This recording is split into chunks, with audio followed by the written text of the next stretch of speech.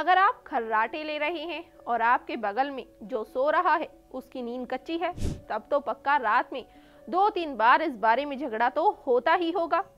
पर कभी सोचा है कि आप खर्राटे क्यों लेते हैं, इसके कारण क्या है और क्या ये आपके शरीर में पनप रही किसी स्वास्थ्य समस्या का इशारा है?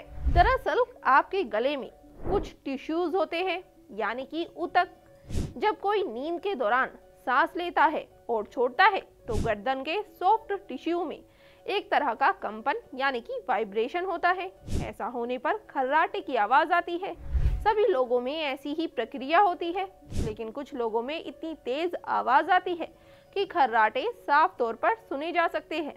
अब ये किन लोगों में और किन कारणों से होता है, ये भी जान लेते हैं। ज्यादा वजन बढ़ना, यानी कि अगर किसी व्यक्ति का मोटापा ज्यादा है, थकान होना, अगर कोई व्यक्ति थक जाता है तब। वहीं कुछ लोगों में जेनेटिक कारण भी देखे जा सकते हैं। वहीं अगर खर्राटे की वजह से होने वाली स्वास्थ्य समस्याओं के बारे में बात करें तो साइनस, नाक से जुड़ी परेशानी, नज़ला आदि। चलिए अब देश भर के काबिल हकीमों में से एक हकीम सुलेमान खान जी से सुनते हैं कि उनका इस समस्या पर क्या कहना है। लेकिन उसकी पत्नी से पूछो कि उसका क्या हाल होता है, वो चाह कर भी नहीं सो सकती।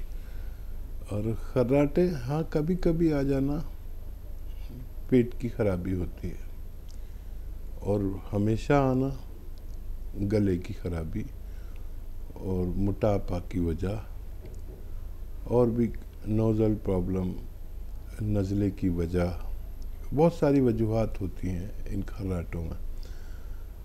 और लेकिन इसका इलाज हो सकता है।